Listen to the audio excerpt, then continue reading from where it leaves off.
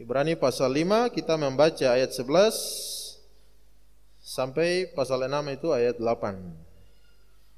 Nah, kemudian di dalam pasal 5 ini Bapak Ibu Saudara, ini adalah panggilan yang mendesak untuk kita terus bertumbuh. Kita terus menuju menjadi matang secara rohani, kita menjadi dewasa secara rohani. Nah, rupanya kita lihat bahwa ada suatu masalah yang terjadi kepada pendengar surat Ibrani. Masalahnya adalah bahwa mereka tidak lagi menuju kepada matang secara rohani, apalagi dewasa secara rohani. Nah, Bapak Ibu Saudara, iman kita harus terus mengalami pertumbuhan, dan kita terus harus mengalami kemajuan. Tidak boleh kita hanya stagnan, hanya diam tinggal di tempat, tidak mengalami kemajuan-kemajuan di dalam hal pertumbuhan iman rohani kita kepada Tuhan. Nah, perhatikan di dalam ayat 11 sampai 14 itu ada masalah yang terjadi, dan masalah ini adalah masalah ketidakdewasaan. Jadi tidak dewasa. Perhatikan ayat 11 sampai 14 itu. Tentang hal itu banyak yang harus kami katakan, tetapi sukar dijelaskan karena kamu telah lamban dalam hal mendengarkan. Jadi ini masalah tidak mengalami pertumbuhan, tidak mengalami kemajuan karena memang lamban dalam hal mendengarkan. Sebab sekalipun ditinjau dari sudut waktu, sudah seharusnya menjadi pengajar. Kamu masih perlu lagi diajarkan asas-asas pokok dari penyataan Allah. Kamu masih memerlukan susu, bukan makanan keras. Barang siapa memerlukan susu tidak memahami ajaran tentang kebenaran, sebab ia adalah anak kecil. Tetapi makanan keras adalah untuk orang-orang dewasa yang karena mempunyai panca indera yang terlatih untuk membedakan yang baik daripada yang jahat. Nah, Bapak Ibu Saudara, para pembaca ini, pendengar ini, mereka dalam keadaan adalah tidak siap untuk menerima pengajaran-pengajaran. Mereka tidak siap karena memang mereka lamban dalam hal mendengarkan pengajaran-pengajaran itu. Baik secara doktrin-doktrin, secara konsep-konsep kebenaran itu mereka lamban di dalam mendengarkan. Bapak Ibu Saudara, itu sebabnya penulis ini dia bilang kalau ditinjau dari segi waktu, sebenarnya sudah jadi pengajar, tapi sebenarnya belum cocok, belum pas sebagai pengajar itu. Mengapa demikian? Karena masih seperti bayi. Nah, bayi ini kan dia tidak bisa makan makanan yang keras. Bayi itu hanya bisa dengan air susu saja. Bayi hanya bisa air susu, itu yang bisa dicerna. Kenapa? Karena memang panca inderanya itu belum terlatih. Ini gambaran Bapak Ibu Saudara, bahwa masalahnya adalah tidak dewasa. Seperti anak-anak hanya bisa mengecap susu itu.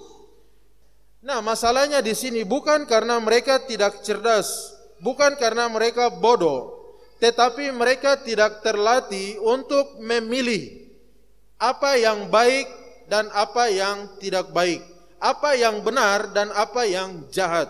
Mereka tidak terlatih. Itu sebabnya penulis ini dia membedakan bahwa seorang yang dewasa dengan anak-anak itu beda.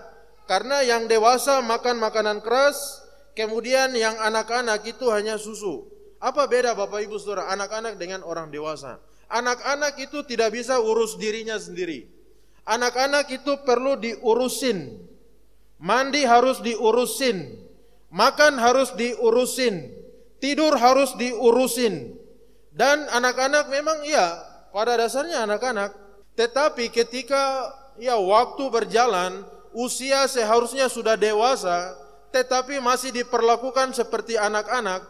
Nah, ini dia bilang bahwa itu tidak wajar, tidak normal. Itu berarti ada suatu masalah. Masalahnya adalah pertumbuhan waktu tidak berjalan dengan pertumbuhan kedewasaan. Bapak Ibu Saudara yang Tuhan Yesus kasihi, Berarti kita lihat di sini bahwa ya memang untuk menjadi dewasa ini penting. Menjadi bertumbuh, menjadi matang, menjadi dewasa di dalam hal rohani, ini adalah kehendak Tuhan bagi kita.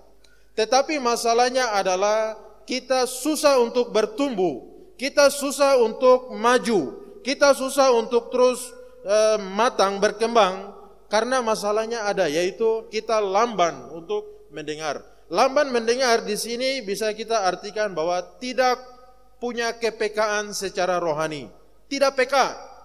Dan kalau lamban memahami atau tidak peka secara rohani, itu tanda masalah rohani yang serius di dalam pertumbuhan iman kita di dalam Tuhan, di dalam pengiringan kita kepada Tuhan. Kalau tidak punya kepekaan rohani, ini bahaya. Nah, contoh di dalam perjanjian lama siapa? Kita ingat tentang siapa ya? Yang tidak peka, Bileam. Bileam, Tuhan sudah menghalangi dia. Lalu sampai keledai ya. Keledai itu dia tidur di tengah jalan. Sebenarnya Tuhan halangi Bileam itu. Sampai 3 kali akhirnya Bileam karena dia pukul itu keledai itu, akhirnya keledai itu berbicara. Wah, ini luar biasa. Bileam kaget, oh benar. Bileam tidak peka secara rohani dengan apa yang Tuhan kehendaki di dalam perjalanan hidupnya.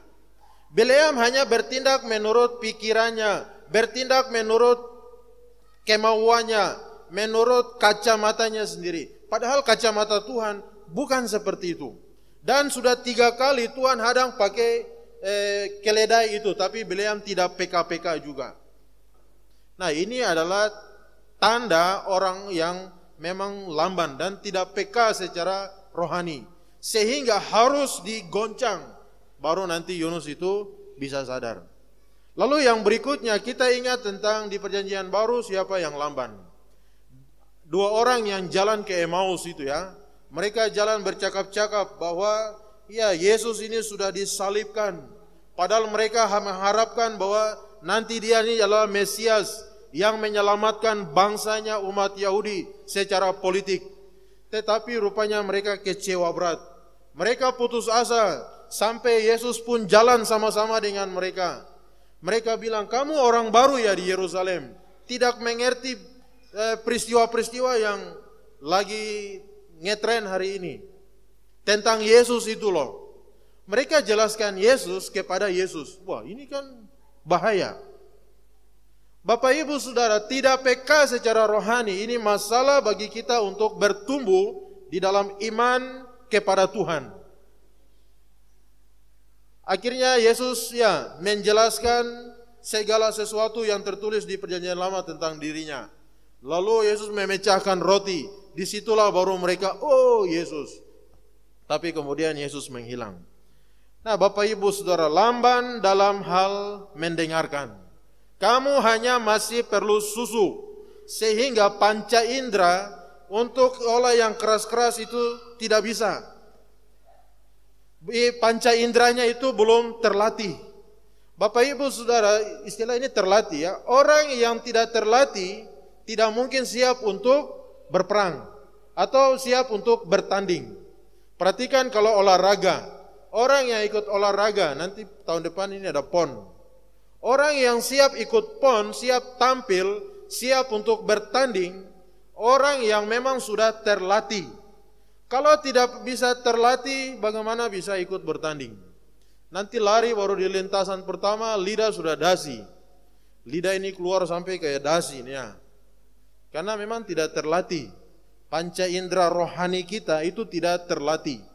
Bapak Ibu Saudara, orang kalau tidak peka secara rohani, ini masalah yang luar biasa.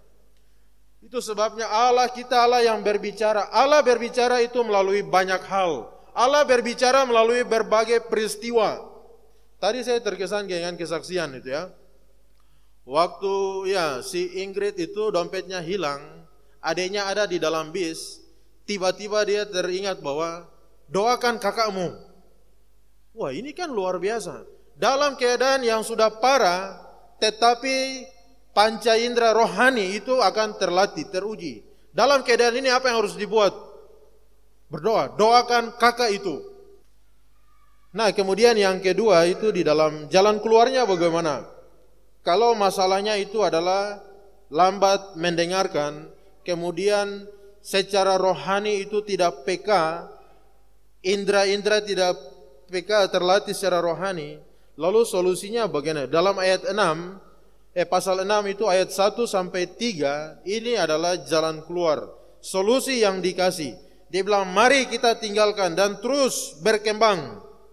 Dinasihati untuk terus berkembang menuju pertumbuhan rohani, kedewasaan yang penuh. Kita tidak boleh lagi seperti bayi rohani yang hanya bisa susu, yang hanya bisa dituntun, yang hanya bisa tidak bisa diharapkan banyak. Kalau kita tidak mengalami pertumbuhan, kalau kita stagnan, tidak terus bertumbuh di situ, maka ada satu mara bahaya, yaitu ada ancaman bahwa kita bisa murtad. Di dalam ayatnya yang ke-4 sampai 8, di situ dia bilang bahwa kalau kita tidak maju, tidak bertumbuh, tidak berkembang, tidak matang secara rohani, maka kemungkinan murtad itu ada. Lihat ayat 4 pasal 6. Sebab mereka yang pernah diterangi hatinya, pernah mengecap karunia surgawi, pernah mendapat bagian dalam Roh Kudus, mengecap firman yang baik dari Allah, karunia dunia yang akan datang, namun murtad lagi, tidak mungkin dibaharui sekali lagi, sedemikian hingga mereka bertobat, sebab mereka menyalibkan lagi anak Allah bagi diri mereka dan menghinanya di muka umum. Nah, ini 4 hal yang memang ironis ya. Mereka yang pernah diterangi hatinya, mereka yang pernah mengecap karunia surgawi, mereka yang pernah mendapat bagian dalam Roh Kudus, mereka yang mengecap firman yang baik dari Allah, mereka yang pernah sudah alami semua kasih karunia Tuhan, yang sudah mengalami lawatan Tuhan, mujizat Tuhan itu, mengalami segala yang baik dari Tuhan, tapi kemudian mereka berubah menjadi penentang Kristus. Mereka berubah menjadi lawan daripada Kristus itu, menjadi penentang daripada Yesus Kristus. Nah, ini adalah sesuatu yang penulis dia sampaikan, bahwa solusinya adalah kita harus terus bertumbuh, kita harus terus latih, harus mengalami perkembangan, harus terus maju. Kita harus bisa menuntut diri kita, harus bisa punya satu komitmen supaya kita memang akan terus maju, akan terus bertumbuh. Kalau tidak demikian, tidak ada komitmen, tidak ada kita menuntut diri kita bahwa saya harus terus maju, saya harus terus bertumbuh, saya harus terus berkembang, maka kita tidak akan berkembang. Bapak Ibu Saudara, demikian juga di sini penulis dia katakan bahwa kalau tidak maju, maka kemungkinan itu bisa terjadi. Hati yang sudah diterangi tapi kemudian tidak lagi berkembang dan maju, hati yang terang itu lama-lama bisa menjadi redup. Yang sudah mengecap karunia surgawi, wah ini luar biasa ya, mengecap ini artinya merasa sudah ada karunia lagi, tapi kemudian mundur. Wah ini kan ironis. Punya karunia, kalau punya karunia berarti pernah dipakai oleh Tuhan. Pernah dipakai oleh Tuhan, tapi kemudian mundur dari Tuhan. Kok bisa demikian? Apa terjadi? Apa penyebabnya? Dan sebagainya. Nah, Bapak Ibu Saudara yang Tuhan Yesus, perhatikan di dalam ayatnya yang ke-7. Ini ilustrasinya ya. Ayat 7 dia bilang demikian. Sebab tanah yang mengisap air hujan yang sering turun ke atasnya dan yang menghasilkan tumbuh-tumbuhan yang berguna bagi mereka yang mengerjakannya, menerima berkat dari Allah. Tetapi, ini dia. Jadi tanah yang kering, ada hujan turun, hasilkan tanaman yang berguna. Tapi 8, tetapi jikalau tanah itu menghasilkan semak duri dan rumput duri, tidaklah ia berguna dan sudah dekat pada kutuk yang berakhir dengan pembakaran. Nah ini ilustrasi ya Bapak Ibu Saudara. Jadi Tuhan itu menurunkan hujan ke atas tanah yang kering. Tetapi tanah itu dia tidak menghasilkan tumbuh-tumbuhan yang baik.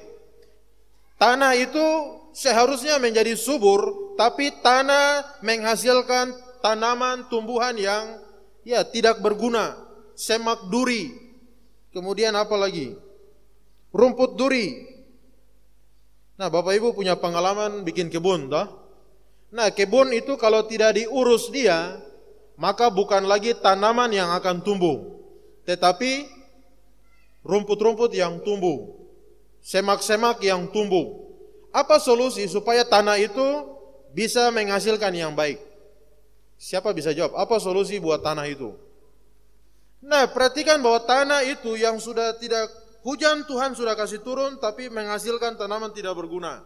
Solusi supaya menghasilkan tumbuhan buah, rumput, pohon liar itu harus ditebang. Setelah tebang harus dibakar. Dan setelah bakar baru nanti kita bisa urus tanam tanaman yang baik, yang bisa menghasilkan yang baik. Nah, jadi ini adalah ilustrasinya tentang tanah itu ya. Tidak berguna kalau hasilnya. Nah, ini kehidupan orang percaya. Tuhan sudah memberikan anugerah, memberikan rahmat, memberikan Roh Kudus, memberikan firman. Tapi adalah yang tumbuh dalam hidup kita bukanlah tanaman yang baik, bukanlah karakter-karakter yang baik, cara-cara hidup yang baik, tetapi yang dihasilkan itu adalah semak duri. Semak duri bisa bikin sayur? Tidak bisa. Rumput duri bisa bikin kolak? Tidak bisa ya, tidak berguna. Nah, kalau kehidupan kita sudah tidak lagi berguna, siapa bisa help? Itu bahasa sekarang ya. Siapa bisa tolong?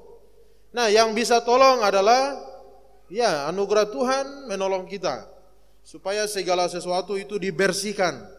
Hidup kita itu dibersihkan, dipulihkan supaya kita bisa dipakai lagi dengan baik. Tapi kalau tidak, perhatikan di situ bahwa tapi jikalau tanah itu menghasilkan semua rumput duri, tidaklah berguna dan sudah dekat pada kutuk yang berakhir dengan pembakaran. Nah, Bapak Ibu Saudara, memang hidup kita ini proses ya. Banyak hal yang Tuhan kerjakan. Kita seperti tanah liat di tangan penjunan itu. Tuhan sedang membentuk hidup kita. Tuhan sedang memproses kita. Tuhan sedang menuntun kita supaya kita menjadi lebih baik lagi. Menjadi seperti yang Tuhan rancangkan dalam hidup kita. Dan banyak hal Tuhan pakai untuk membersihkan, memurnikan kita. Banyak hal Tuhan pakai supaya kita ini menjadi berguna di tangan Tuhan. Bapak Ibu, umat Tuhan, bangsa Israel itu kita lihat bahwa Tuhan murnikan mereka lewat berbagai hal. Waktu dibebaskan dari perbudakan Mesir, mereka dibersihkan di mana? Dibersihkan itu di padang gurun. Jadi di padang gurun itulah selama 40 tahun Tuhan itu bersihkan mereka. Kenapa? Karena pikiran mereka semua itu sudah terkontaminasi dengan cara hidup di Mesir. Karena mental mereka itu sudah mental-mental budak. Sehingga perhatikan bahwa kelompok yang dibinasakan itu Tuhan, mereka bilang begini, Musa, lebih baik kami kembali ke Mesir. Karena di Mesir itu kita makan ayam, kita makan bawang prei, kita makan, waduh enak sekali. Mereka pikir yang jasmaninya, padahal status mereka ini adalah budak di sana. Coba perhatikan, umat Allah tapi punya cara lagi, konsep yang sudah tidak benar, konsep yang sudah amburadul. Itu sebabnya sebelum Tuhan bawa ke tanah Kanaan, Tuhan murnikan mereka di padang gurun itu. Jalan yang berliku-liku, bulak-balik, putar-putar di situ saja. Memang Tuhan ini kayak kurang kerjaan. Tapi lihat di situ, lihat kalau baca di Ulangan itu ya, Tuhan itu sebenarnya bukan kurang kerjaan. Tuhan mau bersihkan hati, pikiran, hidup kita. Dan Tuhan pakai itu lewat berbagai macam proses. Supaya tanah yang penuh dengan segala rumput ilalang itu nanti bisa tumbuh tanaman yang baik, yang berguna, yang bisa dinikmati dan sebagainya. Nah, jadi Bapak Ibu Saudara, kesimpulannya bahwa Tantangan untuk kita bertumbuh itu banyak sekali. Tantangan itu banyak sekali. Dari dalam diri kita sendiri, dari luar kita, segala sesuatu yang ada di sekeliling. Banyak sekali halangan kita untuk kita maju, untuk kita bertumbuh, untuk kita terus berkembang, kita terus bergerak. Tantangannya itu banyak sekali. Tetapi kalau kita mengerti rencana kehendak Tuhan, maka kita bilang, Tuhan, saya mau untuk terus bergerak dan maju, menjalankan rencana dan kehendak Tuhan. Saya tidak mau jadi biasa-biasa saja. Saya mau jadi luar biasa. Saya tidak mau untuk begitu-begitu saja, statis-statis begitu. Saya mau terus maju dan bergerak. Karena memang Tuhan perintahkan saya untuk terus maju. Amin. Bapak Ibu Saudara, kita harus punya komitmen. Kalau tidak punya komitmen, saya kasih contoh, misalnya kita di dalam keluarga. Di dalam keluarga Bapak Ibu, masalah itu banyak sekali. Saking masalah banyak, untuk kita mau bergerak maju di dalam Tuhan itu susah sekali. Karena pikiran kita sudah terkuras habis dengan urus masalah. Sehingga untuk memikirkan yang lebih jauh, yang Tuhan, kehendak Tuhan itu kayaknya susah sekali. Nah, tapi apakah kita mau kalah dengan keadaan? Tidak bisa. Kita akan terus maju. Perhatikan, Tuhan bawa Abraham keluar dari Ur Kasdim itu. Banyak hal yang harus Abraham itu putuskan. Saya harus putuskan semua relasi-relasi yang tidak berguna, yang justru menghambat saya maju di dalam Tuhan, maju melakukan rencana Tuhan. Perhatikan apa yang perlu Abraham itu dia cut. Tuhan bilang apa Kejadian 12? Abraham, keluarlah, tinggalkan apa? Tinggalkan rumah bapamu, tinggalkan sanak saudaramu, tinggalkan keluargamu. Bapak Ibu, ini 3 area yang paling melekat dekat, dan itu adalah hidup dan mati kita. Keluarga, Abraham ini gila kalau lepas dari keluarga. Tapi kok Tuhan sadis benar suruh Abraham keluar dari relasi itu. Nah, ini ada maksudnya ya. Artinya bahwa semua keluarga besar Abraham itu menyembah berhala.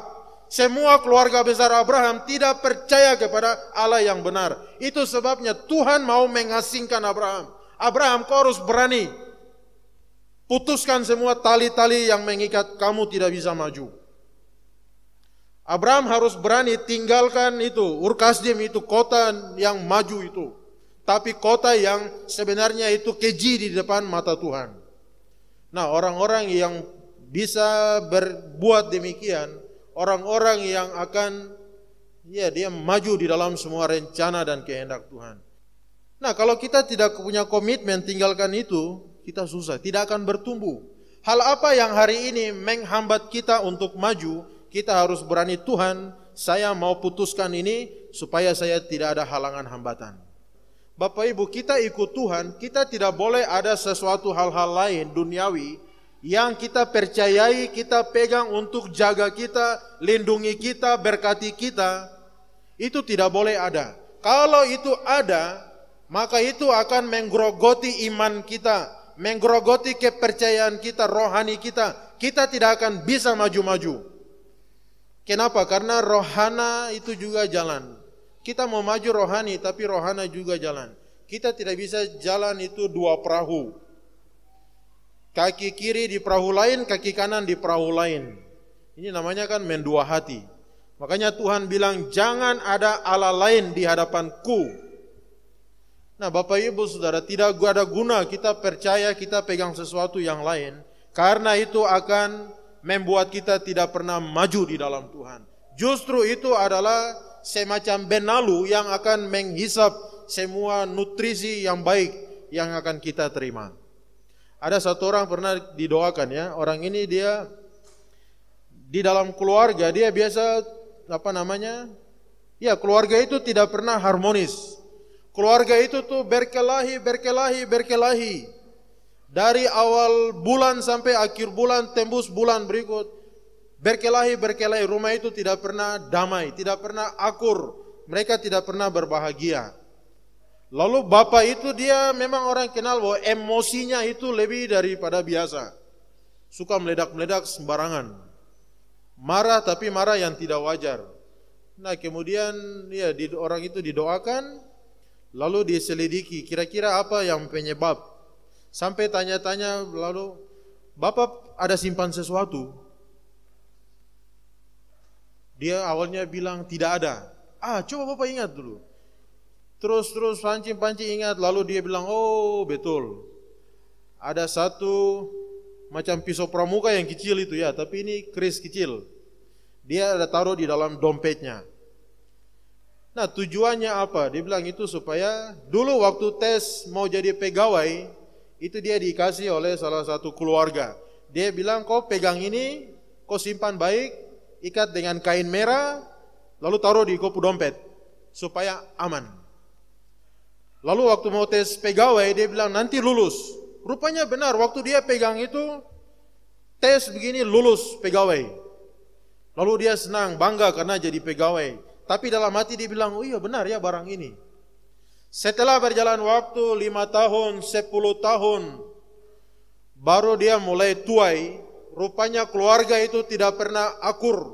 Keluarga itu tidak pernah damai. Keluarga tidak pernah bahagia. Karena memang keris kecil sepanggal yang pernah dia pakai itu hanya untuk bantu dia supaya masuk pegawai. Bapak ibu saudara, sesuatu yang bukan dari Tuhan, kalau kita pegang, kita percayai, itu akan menjadi sumber malapetaka bagi diri kita, sumber malapetaka bagi keluarga kita, sumber malapetaka bagi segala sesuatu yang ada di sekitar kita. Justru orang takut dengan hidup kita, tidak bisa jadi berkat. Bapak ibu saudara, banyak sekali penghalang-penghalang untuk kita ini bertumbuh. Penulis ini dia bilang bahwa ya kita harus bertumbuh. Bagaimana caranya? Buat komitmen. Kita harus tuntut diri kita, Tuhan saya mau terus maju dan melangkah. Di tahun 2020 banyak hal yang sudah kita lihat, kita alami, tetapi kita ada hari ini semua karena anugerah Tuhan. Mari kita terus maju, bergerak sampai kepada garis akhir kita, sampai kelak kita ketemu dengan Tuhan sendiri. Kita masuk ke tempat yang senang itu bersama dengan Tuhan. Semua anugerah yang baik yang sudah Tuhan berikan kepada kita, tanah yang kering jadi subur itu, biarlah kita juga akan menghasilkan tanaman-tanaman yang berguna, yang memuliakan Tuhan, jadi berkat, dan kita ini terus bertumbuh. Tuhan memberkati.